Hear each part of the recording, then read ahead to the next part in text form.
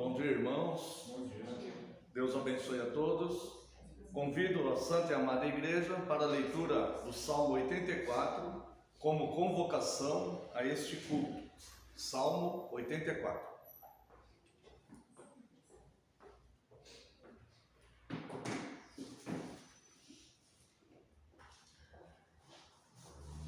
Quão amáveis são os teus tabernáculos, Senhor dos exércitos.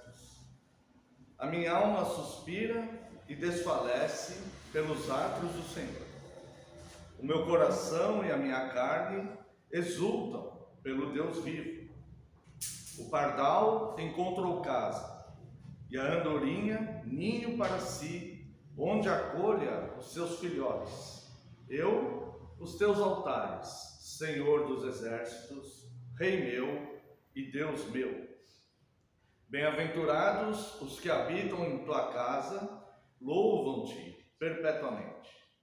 Bem-aventurado o homem cuja força está em ti, em cujo coração se encontram os caminhos aplanados, o qual, passando pelo vale árido, faz dele um manancial de bênçãos, o cobre a primeira chuva. Vão indo de força em força, cada um deles aparece diante do Deus de Sião. Senhor Deus dos exércitos, escute-me a oração, presta ouvidos, ó Deus de Jacó. Olha, ó Deus, escudo nosso, e contempla o rosto do teu ungido. Pois um dia nos teus átrios vale mais que 1000. Prefiro estar à porta da casa do meu Deus a permanecer nas tendas da perversidade. Porque o Senhor Deus é sol e escudo, o Senhor dá graça e glória, e nenhum bem sonega aos que andam retamente. Ó Senhor dos exércitos, feliz o homem que confia em ti. Convido a Santa e Amada Igreja que se coloquem em pé, aqueles que puderem. Louvemos a Deus com o Salmo 84.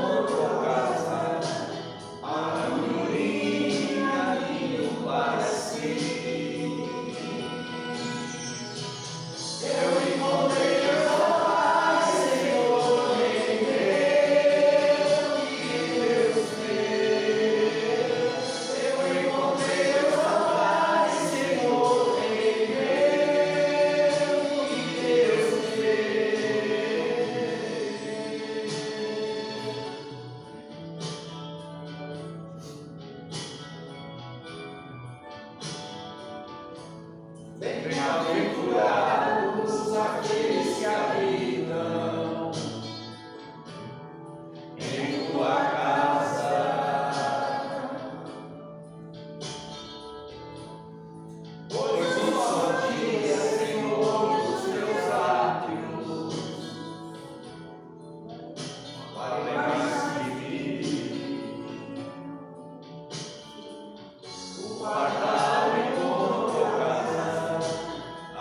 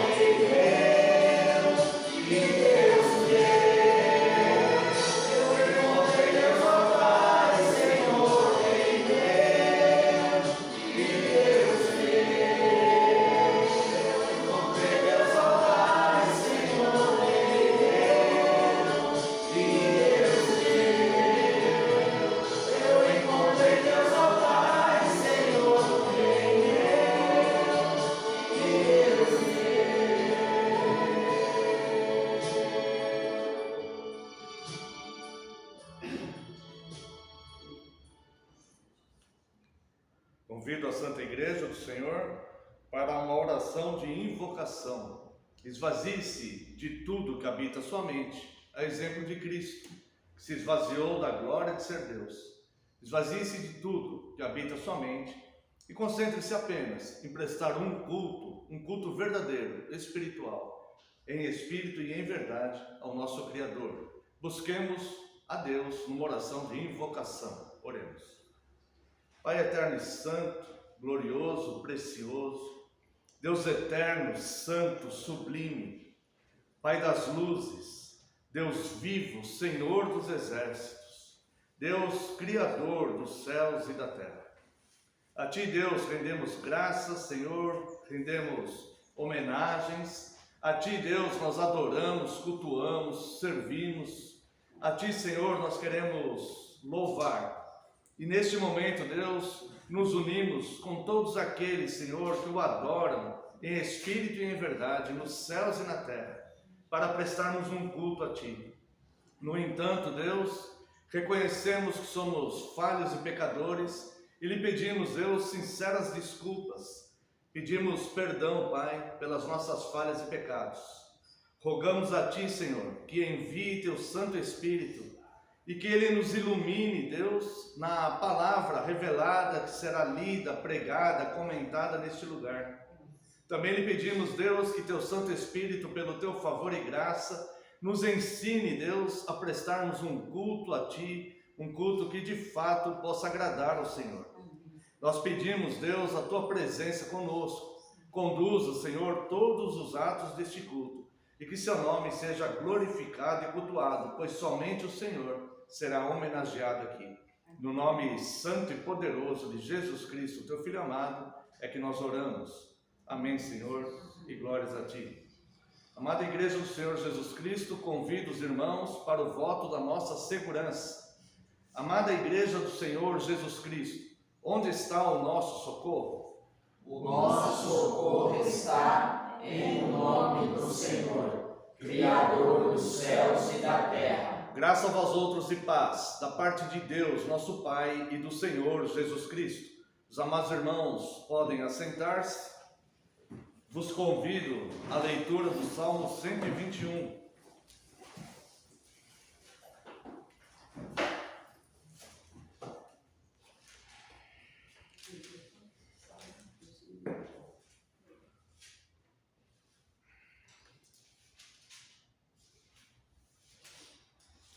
Salmo 121.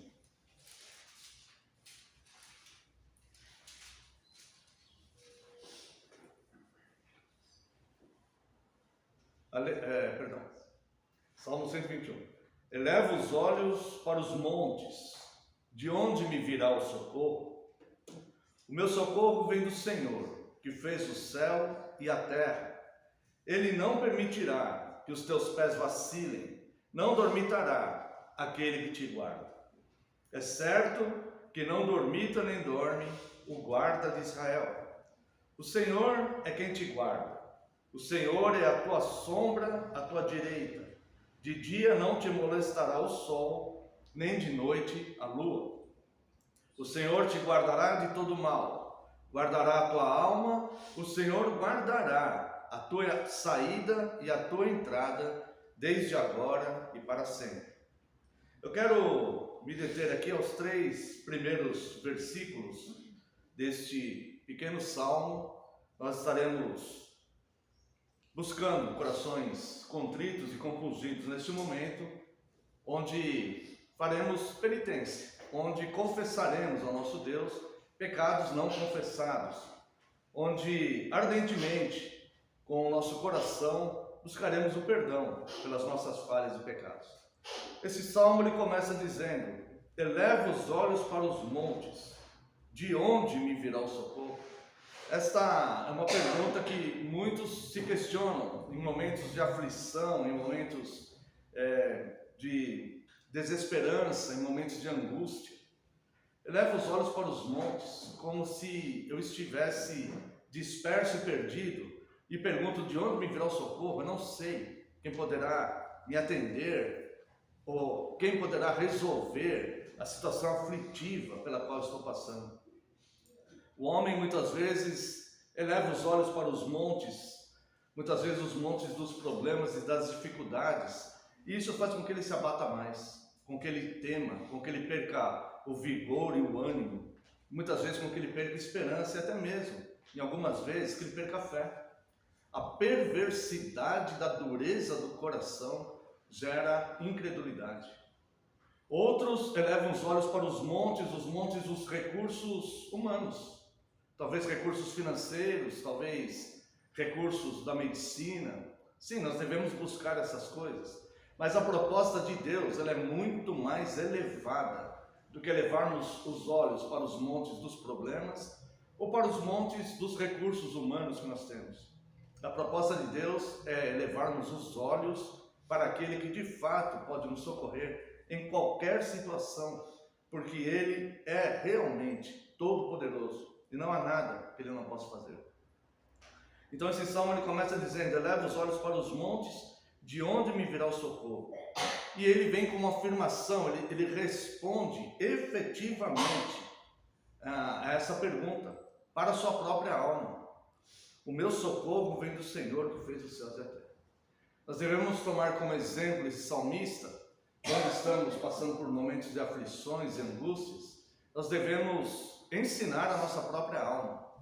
O salmista, no Salmo 42, ele diz: por que estás abatido, ó minha alma? Confia no Senhor, porque dele vem a sua salvação. O próprio salmista, ele ensina a sua própria alma. Nós entendemos o Evangelho racionalmente. Entendemos, mesmo que seja muitos elementos do Evangelho sejam sobrenaturais, nós cremos pela fé e entendemos racionalmente que Deus enviou seu próprio Filho. Isso nós entendemos perfeitamente. E como não nos dará Ele todas as coisas, aquele que enviou o próprio Filho, como não nos dará também todas as coisas, se Ele deu o seu bem mais precioso em amor de nós? Isso nós entendemos racionalmente. Então nós devemos orientar a nossa alma, quando a nossa alma começa a se perder, olhando para os montes, procurando socorro. Nós devemos dizer para a nossa própria alma: o meu socorro vem do Senhor, que fez os céus e a terra. Essa é uma afirmação. Ele diz isso e ponto final. Ele afirmou isso.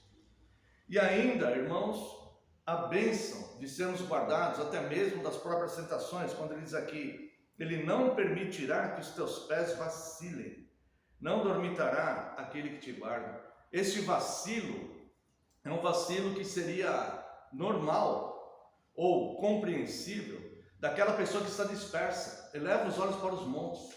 De onde me virá o socorro? Eu não sei que caminho seguir, eu não sei quem vai me socorrer, eu não tenho amparo, eu não tenho consolo, eu estou sem esperança. Uma pessoa nessa condição seria compreensível e até esperado que seus pés vacilem.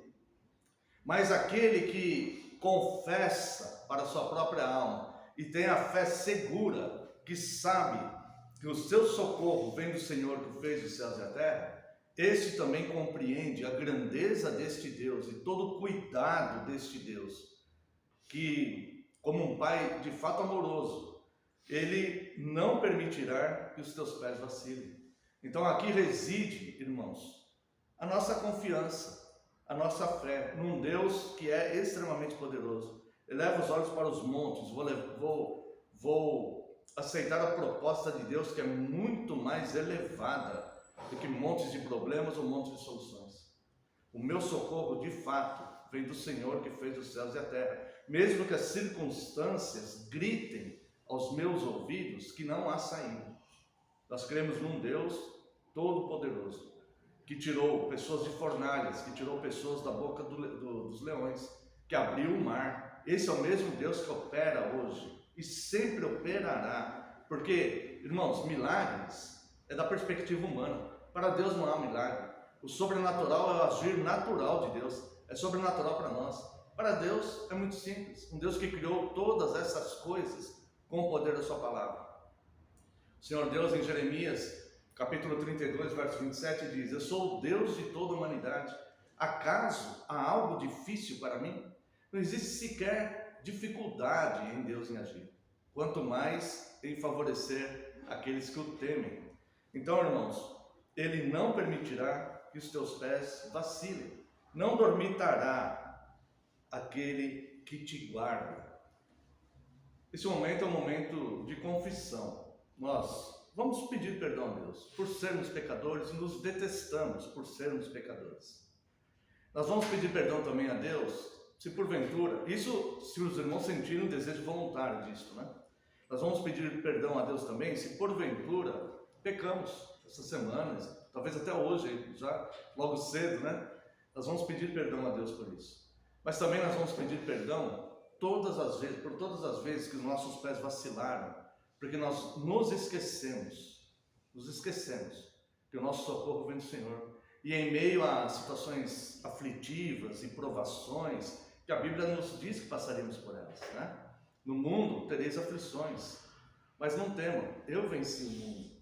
Então, nesses momentos, quando nossos pés vacilaram, nós vamos pedir perdão a Deus. E vamos pedir então que Ele, apelando pelas suas misericórdias, que Ele nos perdoe, não só de pecados cometidos, mas também da dureza, da incredulidade muitas vezes. Que nós conhecemos as promessas e muitas vezes nos deixamos levar pela fraqueza do nosso coração, pelas incertezas do pensamento humano, pelos montes dos problemas, ou confiando demais nos montes das opções humanas que temos, né? Ele, de fato, irmãos, é o nosso socorro, aquele que fez os céus e a terra é o nosso socorro, e Ele não permitirá que os nossos pés vacilem toda vez que formos tentados a sermos levados à incredulidade. Com isso também virá o escape, porque tentação não é só cometer aqueles pecados mais convencionais, né? Tentação muitas vezes é desconfiar de Deus, que também é pecado, né? Então, quando estivermos sofrendo esse tipo de tentação, Ele enviará o escape também, porque aquele que fez a promessa providenciará os meios de a cumprir. O nosso socorro vem dos céus e a terra. Vem do Senhor que fez os céus e a terra, né? Quero convidar a Santa e Amada Igreja do Senhor a uma oração silenciosa. Os irmãos estavam fazendo uma oração de confissão, confessando a Deus, porventura, pecados não confessados, e também pedindo perdão se em algum momento da vida os pés vacilaram a respeito da confiança de Deus, tá? Enquanto isso, eu farei uma oração de confissão em voz audível para o perdão dos pecados. Oremos.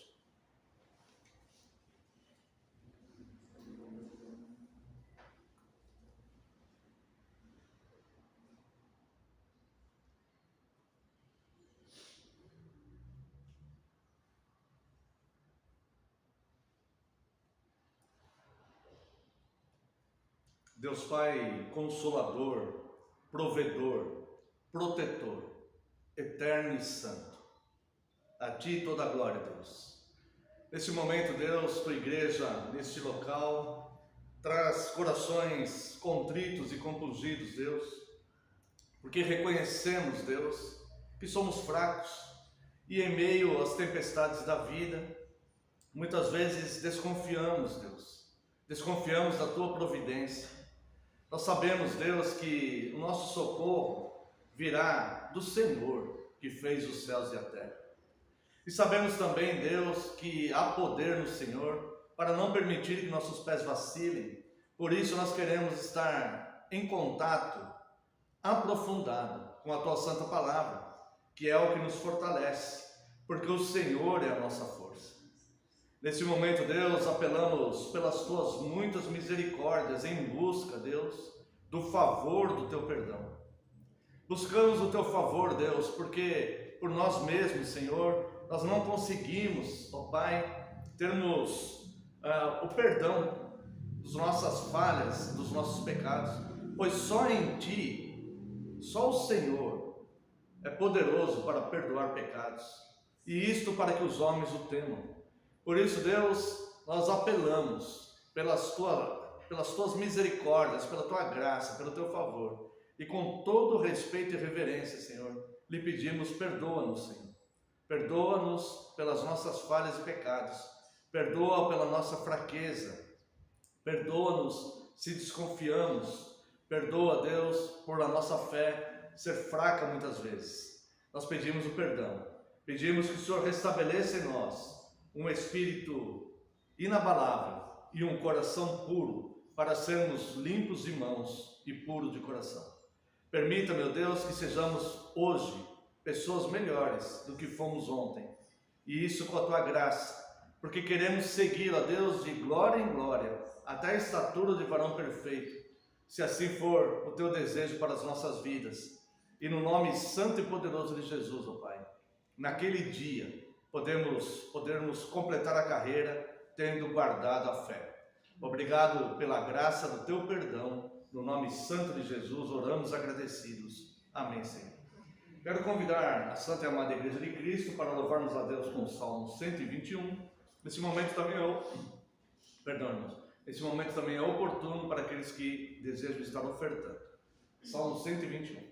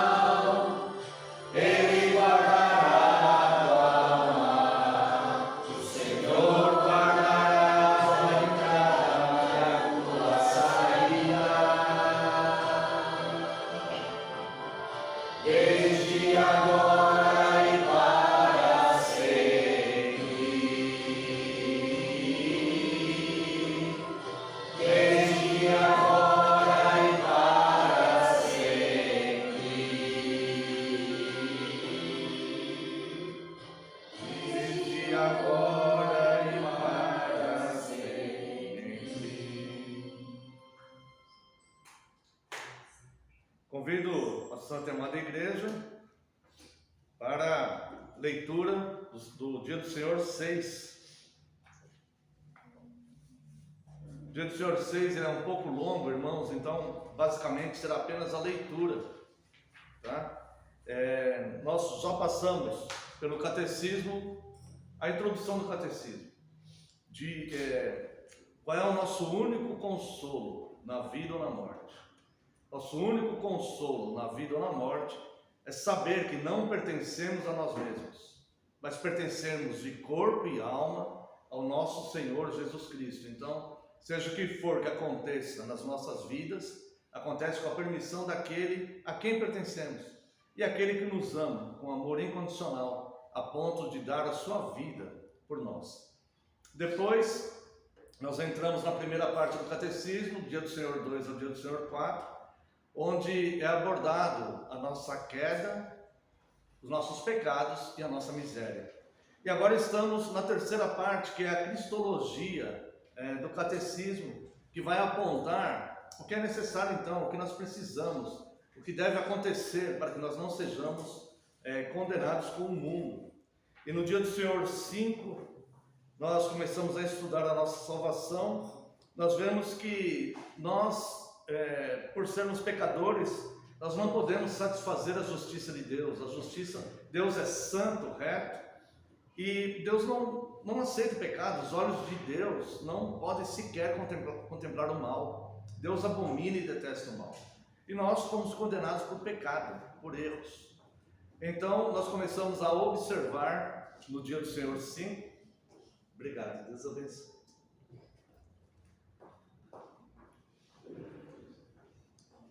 Nós começamos a observar no Dia do Senhor 5 a necessidade de um Salvador. Vimos que para satisfazer a justiça de Deus, não pode ser um homem já condenado por um pecado, nem mesmo um bebezinho, porque já nasce em pecado. E nenhum homem, mesmo que não tivesse pecado, conseguiria suportar a ira de Deus na cruz contra o pecado de toda a sua igreja. Também vimos que nenhuma outra criatura pode satisfazer isso por Deus, satisfazer isso por nós, satisfazer a justiça de Deus. Nenhum anjo, nenhuma outra criatura também pode satisfazer. Então, vemos que existe a necessidade de um mediador e de um libertador, que seja um homem puro, sem pecados, para pagar pelo mal que os homens cometeram, mas também que seja 100% Deus, a ponto de suportar a ira de Deus contra o pecado da sua igreja, que foi a ira manifesta em Cristo na cruz do Calvário. E o Dia do Senhor 6, então, ele aborda, eu vou comentar apenas duas respostas brevemente, porque ele é um pouco mais longo, tá? Mas eu creio que a resposta, as respostas às perguntas, elas vão satisfazer os irmãos. Pergunta 16. Por que tem de ser um homem verdadeiro e justo para satisfazer, a justiça de Deus? Resposta. Tem de ser um homem verdadeiro, porque a justiça de Deus exige que a mesma natureza humana que pecou pague pelo pecado. Tem de ser homem justo, porque alguém que por natureza já é pecador não pode pagar pelo pecado dos outros. Pergunta 17. Por que ele tem de ser ao mesmo tempo Deus verdadeiro? Resposta. Ele tem de ser Deus verdadeiro para que, pelo poder da sua natureza divina, possa suportar em sua natureza humana o peso da ira de Deus e conquistar e restituir para nós a justiça e a vida. Quero fazer um pequeno parênteses aqui, por isso é muito importante a observação da doutrina, irmãos, da união hipostática de Cristo. Cristo é 100% homem e 100% Deus. Se não fossem esses dois elementos, não haveria a salvação da humanidade. Então rejeite todo o ensino que diz que Jesus não é 100% homem, ou que Jesus não é 100% Deus. Tá? Essas duas naturezas fazem parte de Cristo. Deus, de procedência do Pai, o mesmo que o Pai, tá? E homem, gerado pelo Espírito Santo, mas concebido pelo Espírito Santo, mas gerado num corpo humano, gerado num corpo de uma mulher. Tá? Então, Jesus Cristo é de fato 100% Deus e 100% homem. Por isso, ele conquistou na cruz por nós expiação e propiciação. Cancelou os nossos pecados e apaziguou a ira de Deus com o pecador, com cada um de nós. Tá bom? Pergunta 18. Mas que mediador é este que é ao mesmo tempo Deus verdadeiro e homem verdadeiro e justo? Resposta: o nosso Senhor Jesus Cristo, o qual se nos tornou da parte de Deus sabedoria e justiça, e santificação e redenção, conforme vemos em 1 Coríntios capítulo 1, verso 30. Então, veja que esta ação, ela é totalmente divina em nosso favor, né? O nosso Senhor Jesus Cristo, e aqui está o versículo de 1 Coríntios 1,30, o qual se nos tornou, tá?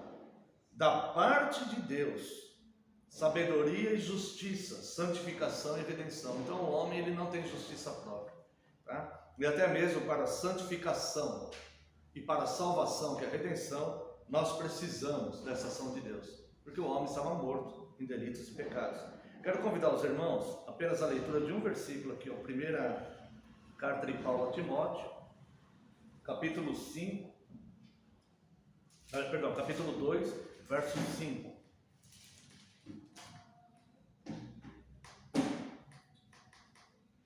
Porquanto há um só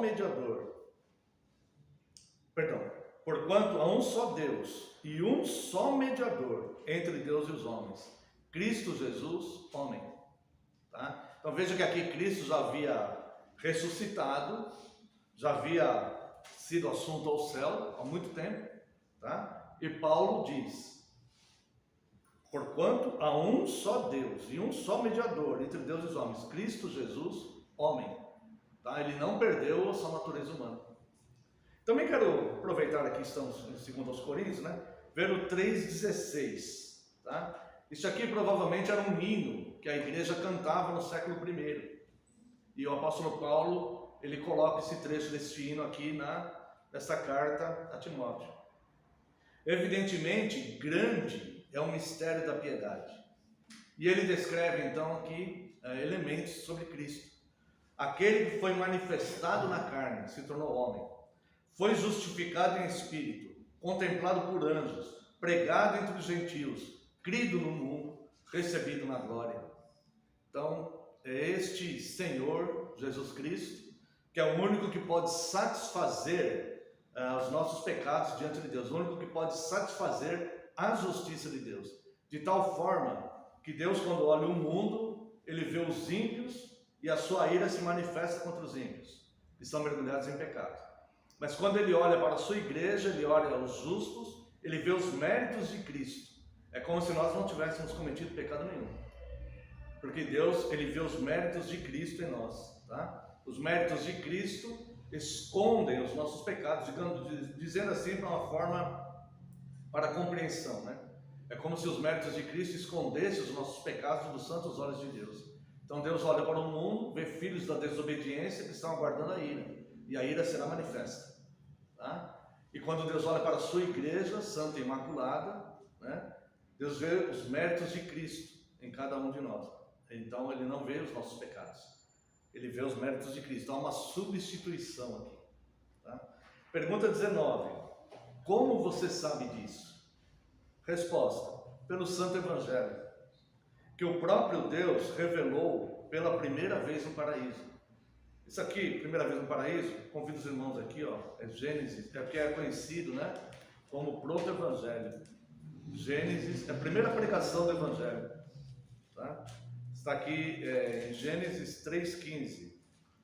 Porém, inimizade entre ti e a mulher, entre a tua descendência e o seu descendente.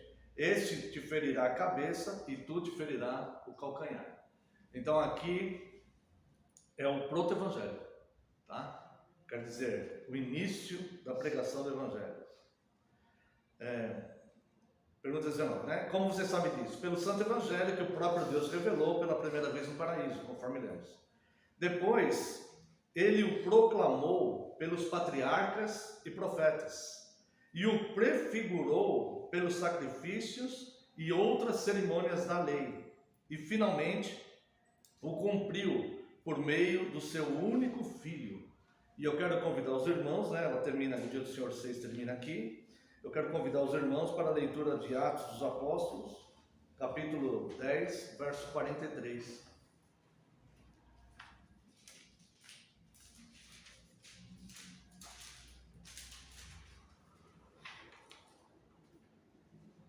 Atos 10, 43.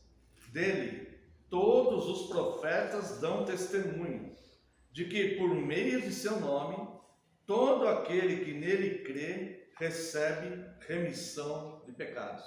O alvo da profecia, irmãos, o alvo da profecia era Cristo, né? Cristo é o centro da profecia. E aqui existe uma afirmação, tá?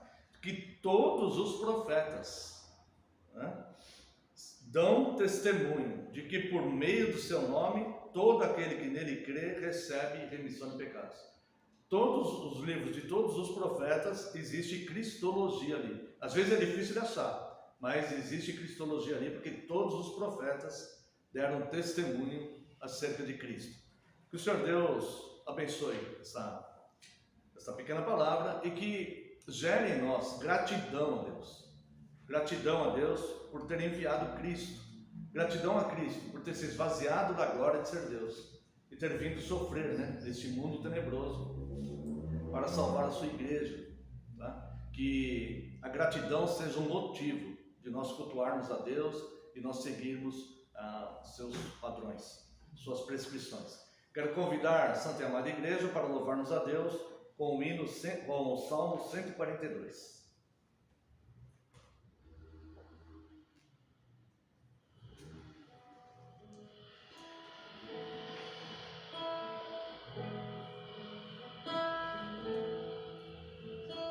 E com a minha voz clamo ao Senhor, com a minha voz ao Senhor suplico, diante dele queixar eu estou, diante dele exponho a minha aflição. Quando aqui dentro de mim esmorece o meu espírito, tu então conheces minha vereda, do caminho que percorro me ocultam armadilhas, alimenta minha mão direita e vê, pois não há quem reconheça a mim, não há nenhum lugar para meu refúgio, ninguém que por mim tenha atenção, alguém que interesse tenha por mim. Meu Senhor, o meu clamor a ti, venho dirigir, pois és meu refúgio, nessa terra dos viventes tu, és na terra, pois a minha porção. Vem, atende o meu clamor, pois me encontro muito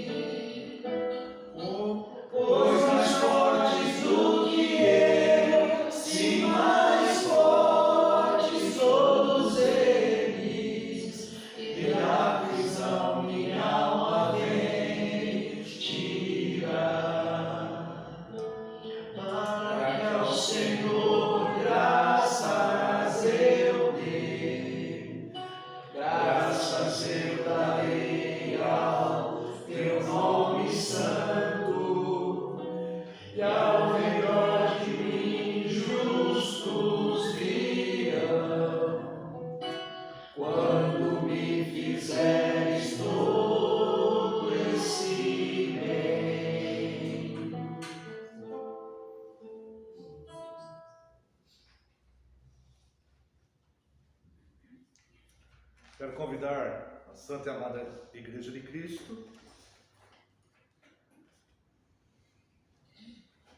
para a leitura no livro dos Atos dos Apóstolos, capítulo 2.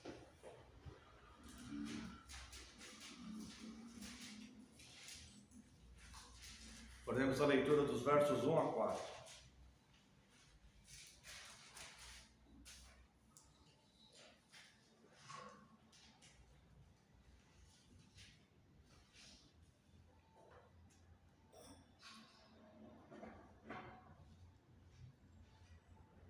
Atos dos Apóstolos, capítulo 2, versos 1 a 4.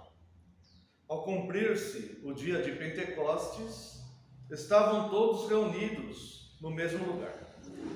De repente veio do céu um som como de um vento impetuoso e encheu toda a casa onde estavam assentados. E apareceram distribuídas entre eles línguas como de fogo, e pousou uma sobre cada um deles. Todos ficaram cheios do Espírito Santo e passaram a falar em outras línguas, segundo o Espírito lhes concedia que falassem. Também convido a Santa e Amada Igreja para a leitura do Evangelho de Mateus, capítulo 3, versos 11 e 12.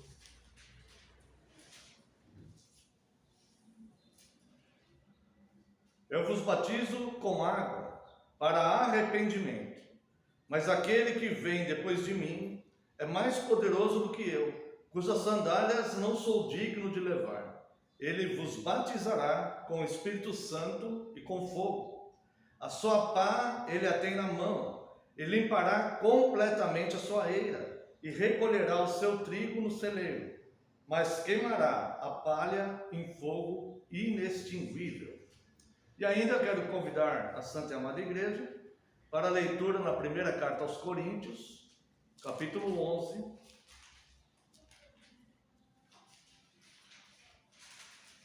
logo mais estaremos participando do pão da Santa Ceia do Senhor. Quero convidar os irmãos à leitura do 1 Coríntios capítulo 11, os versos 23 e 24. Porque eu recebi do Senhor o que também vos entreguei, que o Senhor Jesus, na noite em que foi traído, tomou o pão, e tendo dado graças, o partiu e disse: isto é o meu corpo que é dado por vós, fazei isto em memória de mim. Quero convidar a Santa e Amada Igreja para uma breve oração. Mesmo assentados, oremos. Pai gracioso, eterno e santo, Deus justo, bom, Deus reto, Deus de extremas misericórdias. As tuas misericórdias, Senhor, são a causa de não sermos consumidos. Nós te louvamos e te engrandecemos, Senhor. Estamos neste momento de culto, Senhor, reunidos em santa comunhão, como um só corpo, cuja cabeça é Cristo. E neste momento, Deus, estamos diante da tua santa palavra. Ó Pai, nós rogamos a ti que teu Santo Espírito, Senhor, possa nos iluminar para que possamos entender essa tua palavra já revelada. Nós rogamos a ti, Senhor, que somente o teu Santo Espírito fale através de mim nesse momento. Eu clamo a ti, Senhor, pedindo perdão mais uma vez pelas minhas falhas e pecados.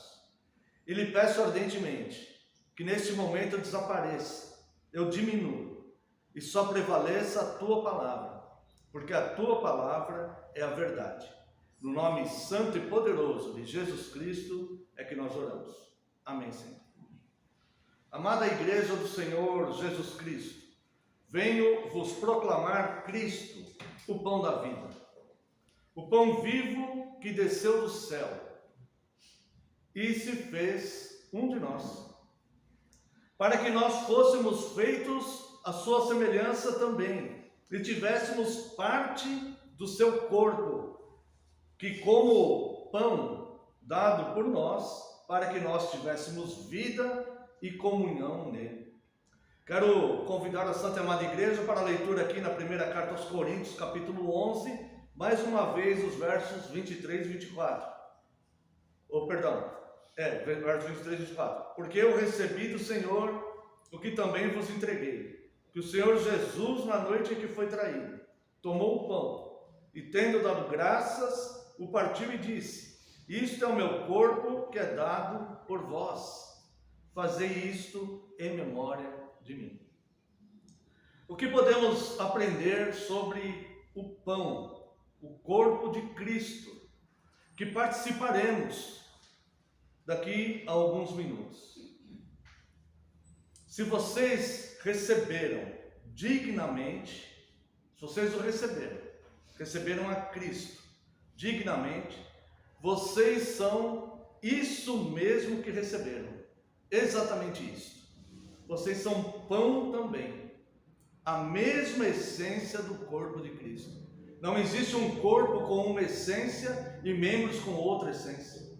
Existe uma união de essências, uma semelhança. Então, se nós recebemos Cristo dignamente, como no matrimônio nos tornamos um com Ele, como a noiva de Cristo com o seu noivo, e nos tornamos um, nós somos exatamente o que nós nos tornamos. Nós somos pão como Cristo é pão. E aqui vai representar o corpo de Cristo. O apóstolo diz: nós somos muito, mas um só pão, um só corpo. Eis como ele explicou o sacramento da mesa do Senhor. Nós somos muitos, mas só um corpo. Quero convidar a Santa Amada Igreja a ver aqui mesmo em 1 Coríntios capítulo 12, nos versos de 12 a 14. Porque assim como o corpo é um e tem muitos membros, e todos os membros, sendo muitos, constituem um só corpo, assim também com respeito de Cristo, com respeito a Cristo. Pois em um só Espírito todos nós fomos batizados em um corpo, quer judeus, quer gregos, quer escravos, quer livres, e a todos nos foi dado beber de um só Espírito.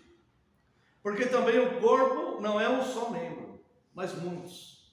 Não existe igreja sem unidade, não existe cristão sem união. Nós somos unidos em santa comunhão com os nossos irmãos e irmãs, e somos unidos a Cristo no mesmo corpo. Nós fazemos parte de Cristo. Se o recebemos dignamente. E vemos também aqui no verso 20 do próprio capítulo 12. O certo é que há muitos membros, mas só um corpo. Neste pão se indica como devem ou como devemos amar a unidade. Acaso este pão foi feito de um só grão? Este pão que está aqui sobre a mesa foi feito de um só grão de trigo? Não eram acaso muitos os grãos de trigo que foram moídos a se tornar farinha a ponto de serem feitos e se tornar pão? Mas antes de se tornarem pão, estavam separados. Se uniram mediante a água, depois de terem sido triturados. Se não for moído e amassado com água, o trigo nunca poderá tornar-se pão.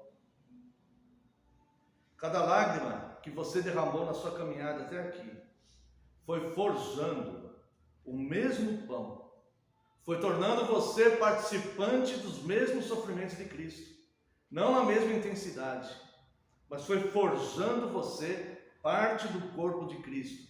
Bem-aventurado o sofrimento que nos livra do terror da eternidade eterna de punição.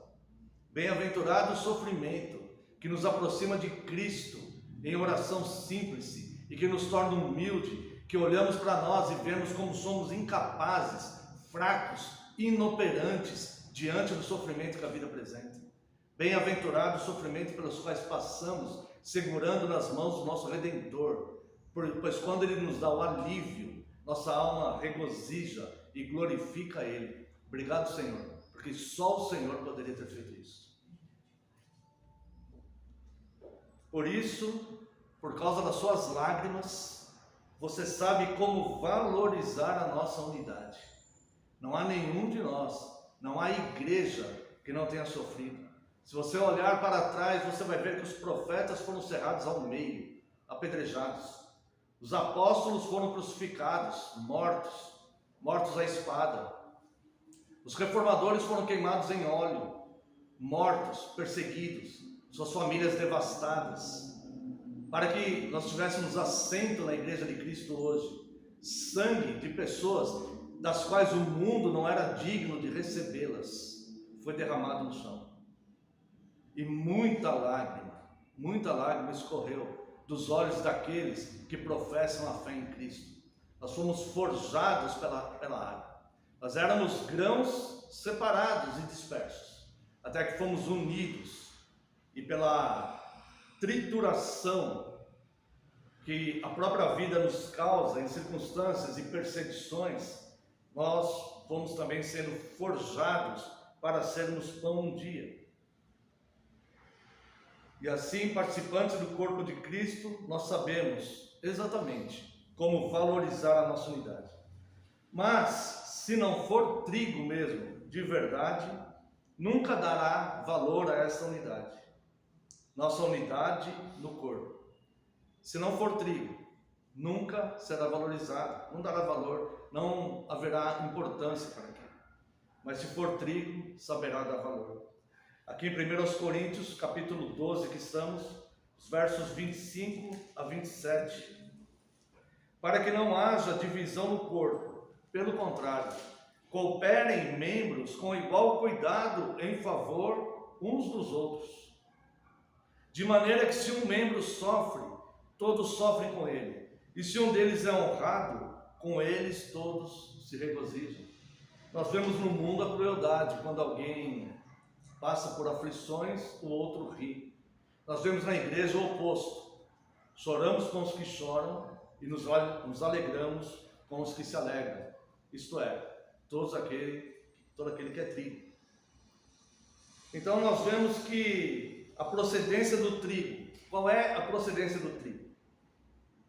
Um inimigo semeou joio no meio do trigo, mas o trigo, ele procede do Senhor da seara. Quero convidar os amados irmãos para a leitura de Mateus, capítulo 13, Evangelho de Mateus, capítulo 13, os versos 24 a 30. Uma realidade espiritual explicada por parábola.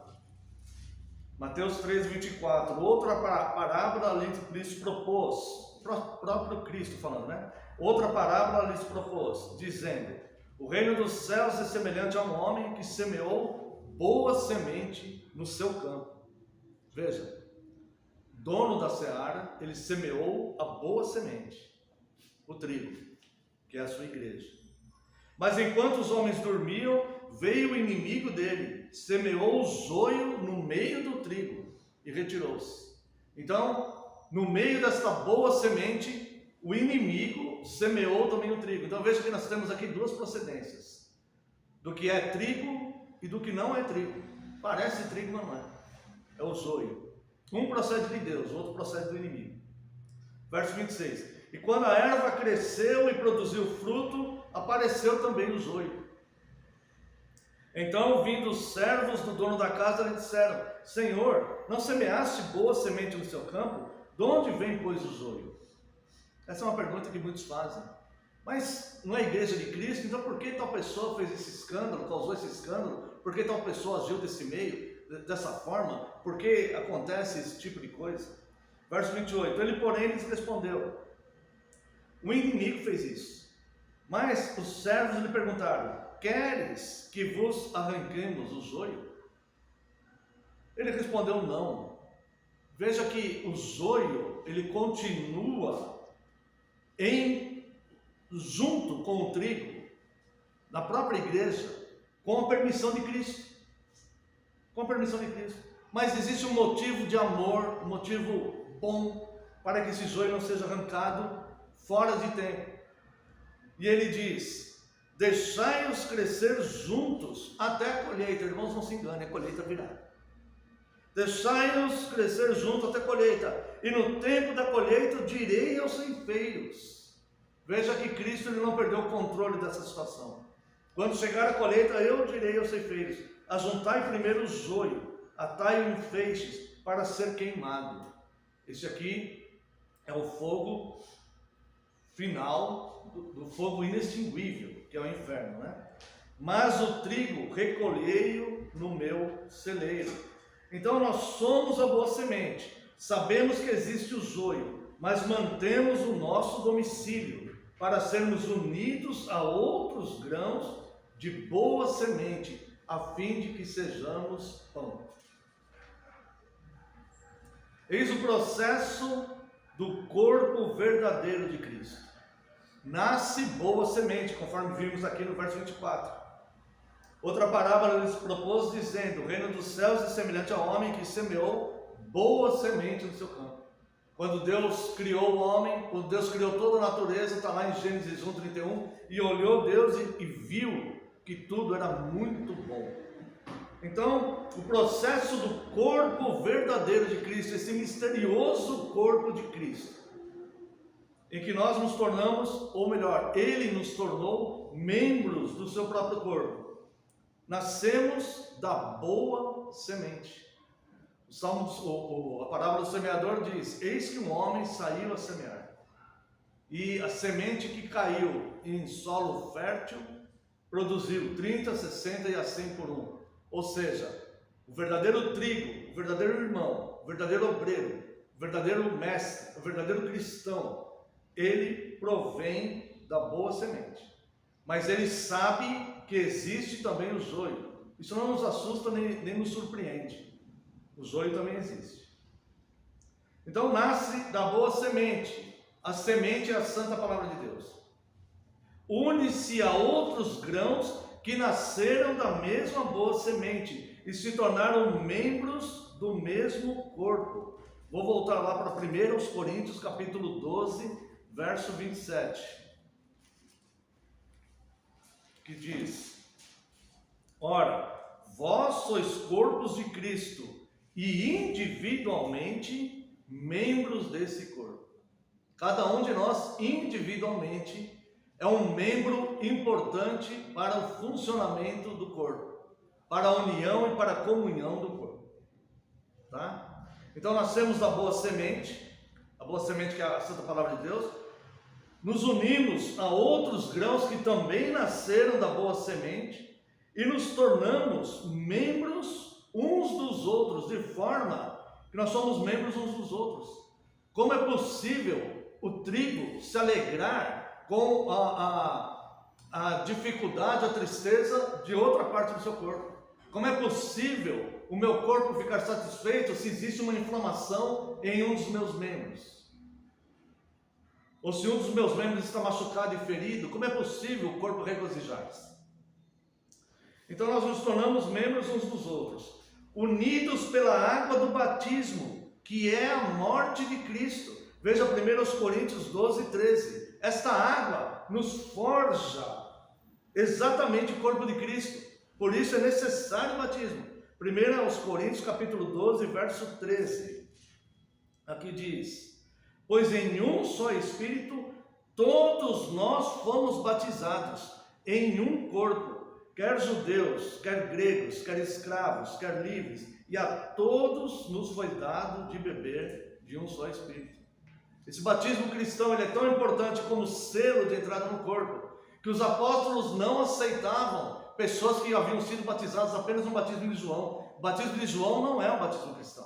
O batismo de João era um batismo precursor para o mundo receber Cristo, era um batismo de arrependimento. Era um alerta ao mundo: vocês têm que se arrepender dos seus pecados, produzir fruto, pois dignos de arrependimento, porque o Senhor da glória virá pisar nessa terra. Portanto, aquele que tem 2 túnicas, reparta com quem não tem. Aquele que tem comida, faça o mesmo. Não cobreis nada que não seja justo dos outros. Não maltrateis ninguém. Vivam como pessoas dignas, pois o Rei da Glória, ele virá. E efetivamente já veio. Então, quando Cristo ele morre e ressuscita, quando está sendo assunto aos céus, ele deixa a sua grande comissão à igreja: ide por todo o mundo, pregai o evangelho a toda criatura, buscando os trigos, os grãos, que ainda estão dispersos e isolados, ensinando-os e batizando-os em nome do Pai, do Filho e do Espírito Santo. Então, quando os apóstolos eles viam pessoas que não eram batizadas ainda, com esse batismo cristão, eles falavam: em que batismo você foi batizado? Eles falavam: o batismo de João. Não recebeste ainda o batismo de Jesus, o batismo do Espírito Santo, o batismo cristão? Não. Então, nesse caso, eles batizavam, porque essas pessoas ainda não haviam passado pelo batismo. Nós somos unidos, então, pela água do batismo, que é a morte de Cristo. Mas para que o grão venha a cumprir a sua função, que é alimentar, ele precisa se tornar pão. E para isso é necessário um outro elemento. A água é necessária. Sermos triturados pela vida no sofrimento de Cristo é necessário. A água é necessária, mas ainda falta um elemento para que nós nos tornemos de fato pão e de fato corpo de Cristo. Falta um elemento, é necessário mais um elemento, a saber, o fogo. Há de vir o Espírito Santo, e como ele virá sobre nós, mostrando-se em labaredas de fogo, conforme nós vimos aqui. Vamos ver novamente, amados irmãos, em Atos dos Apóstolos, capítulo 2, o verso 3. E apareceram distribuídas entre eles línguas como de fogo, e pousou uma sobre cada um deles. Ou seja, é necessário também o fogo. O fogo, o pão, ele precisa passar por esse elemento.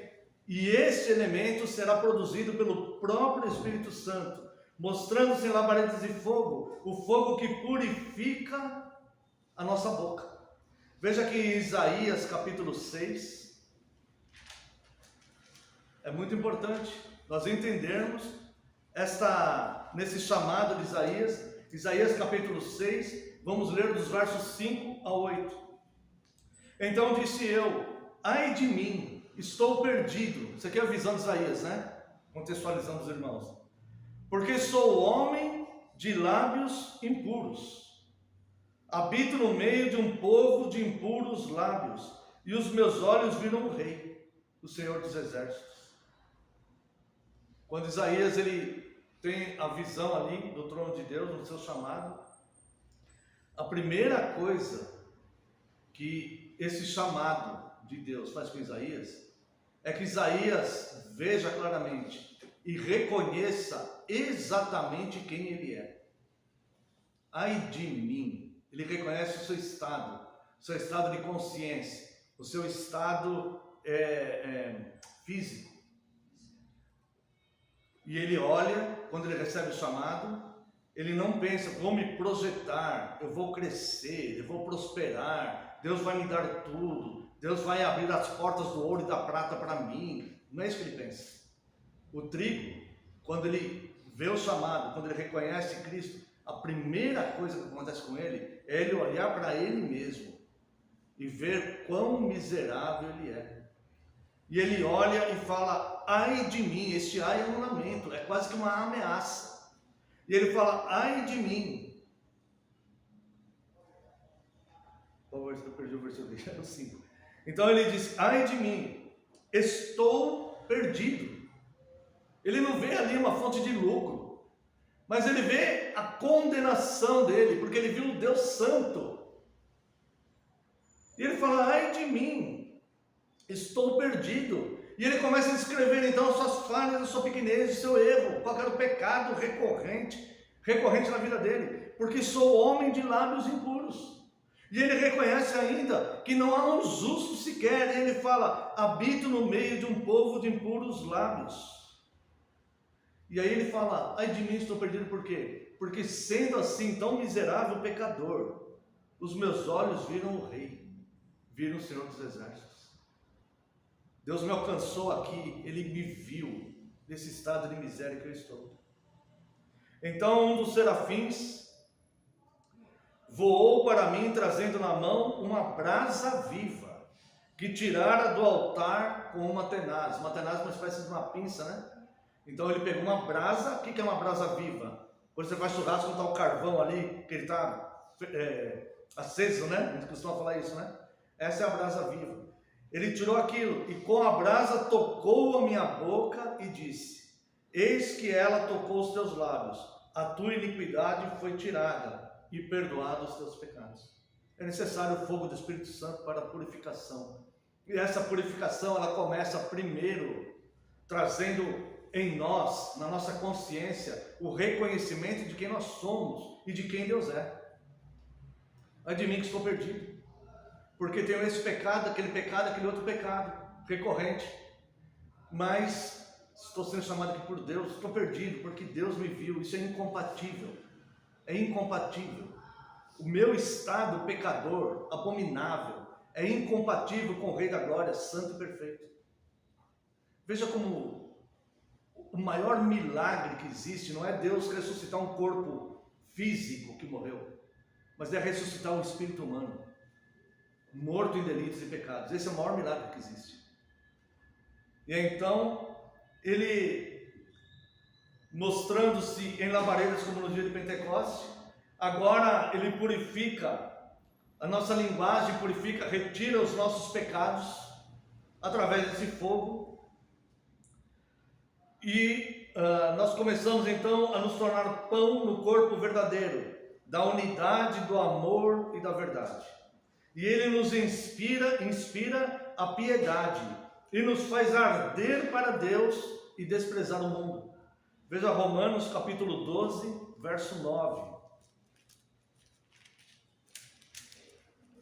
Romanos capítulo 12, verso 9. O amor seja sem hipocrisia, detestai o mal, apegando-se ao bem. Isso aqui é santificação. Santificação é separar o bem do mal.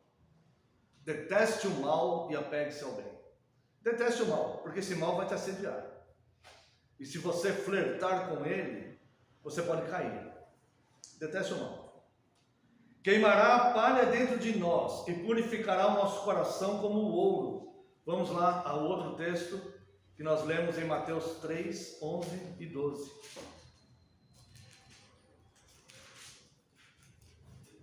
Eu vos batizo com água, que é João Batista falando, né?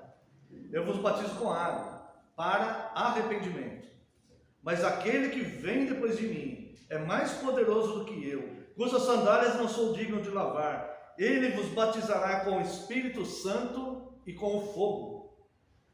A sua palha tem na mão, e limpará completamente a sua eira, recolherá o seu trigo no celeiro, mas queimará a palha em fogo inextinguível. Surgiu aí uma espécie de debate, em que algumas pessoas falam que este fogo é o fogo purificador, regenerador do Espírito Santo, e outras falam que esse fogo não é, que esse fogo nós não devemos pedir porque esse fogo é o inferno. Irmãos, o fogo são as duas coisas. Jesus ele vai batizar das duas maneiras. Ele vai batizar com fogo, como ele fez lá em Atos dos Apóstolos, purificando as pessoas. Como ele fez com Isaías, purificando a linguagem. O fogo regenerador, purificando. E também este fogo será o fogo inextinguível que condenará os ímpios pela eternidade, para que nós não sejamos condenados com o mundo para o fogo inextinguível. Nós passamos pelo fogo da purificação, que é o batismo no Espírito Santo. Eu vos batizo com água para arrependimento, mas aquele que vem depois de mim é mais poderoso do que eu, cujas sandálias eu não sou digno de levar. Ele vos batizará com o Espírito Santo e com fogo. A sua pá ele a tem na mão e limpará completamente a eira. Não haverá exceção nem para um lado nem para o outro. Não haverá exceção de eleitos, não haverá exceção de réprobos, de condenados. A sua pá ele a tem na mão e limpará completamente a sua eira. Recolherá o trigo no seu celeiro. Glória a Deus por isso. Aqueles que foram triturados pelo sofrimento, unidos pela água do batismo, e forjados e purificados pelo fogo, são unidos no celeiro. Vão servir de pão, de alimento. Agora, queimará a palha em fogo inextinguível. Aquele que não produz frutos O joio, ele é uma palha. Ele tem uma palha com aparência de trigo. Ele não produz frutos. Se você abrir ele, o trigo, vai cair uns grãozinhos na sua mão. Se você pegar o joio, debulhar ele assim, ele vira palha. Ele se desfaz todinho. Então, este será queimado no fogo inextinguível. Assim como um peixe que não pode viver fora da água. Não podemos viver fora do corpo. Somos felizes, não quando queremos nos satisfazer. Multidões e multidões de pessoas se tornaram infelizes, porque passaram a vida tentando se satisfazer, achando que ali estava a felicidade. Muitas e muitas pessoas tomam remédios fortíssimos para conseguir dormir. A fila dos consultórios dos psiquiatras estão cheios de pessoas que entraram em profunda depressão, porque acharam que buscando a satisfação pessoal e a felicidade em outros lugares iriam conseguir. Salomão diz: lembra-te do teu Criador nos dias da tua mocidade, antes que cheguem os maus dias e venha dizer: não vejo neles contentamento. Então, irmãos, não se engane. Somos felizes não quando queremos nos satisfazer, mas quando nos tornamos úteis, cumprindo a nossa função no pão vivo, no corpo de Cristo, este misterioso corpo de Cristo. Nós somos sim, somos pão, e isso pela misericórdia dele e graça do Senhor. Amém. Quero convidar a Santa e Amada Igreja como resposta a esse sermão, louvarmos a Deus com o hino 395.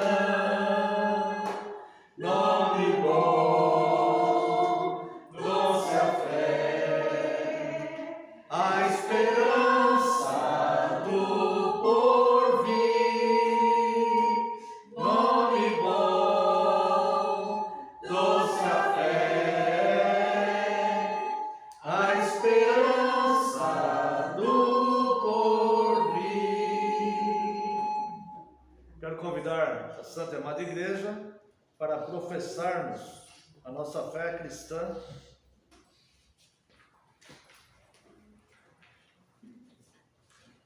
através dos 12 artigos do Credo Apostólico. Professemos o motivo da nossa fé.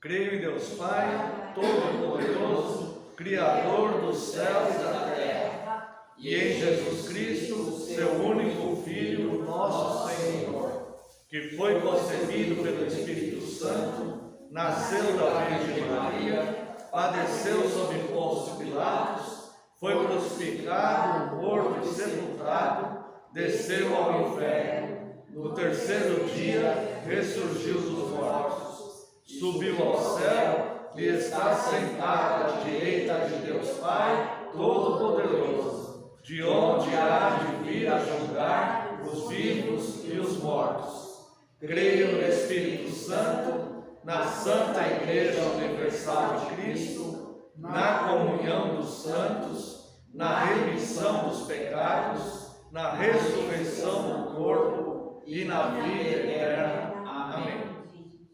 Convido os irmãos que se coloquem em pé, vamos a uma oração e após a oração passaremos ao segundo ato deste culto. Oremos. Pai precioso e santo, nós te glorificamos, Senhor, pela tua bondade, Deus, pelo teu amor para conosco, pelas tuas misericórdias, Senhor, pelo teu cuidado, pela tua proteção. Muito obrigado, Senhor. Até as trevas para o Senhor é a mesma coisa que a luz. E o Senhor, ó Deus, em meio às dificuldades da nossa vida, o Senhor se mostra protetor, nos guardando, um Deus amoroso, cuidando de nós em meio às dificuldades e nos tornando, Deus, forjando em nós a mesma essência de Cristo para fazermos parte do seu corpo, Deus.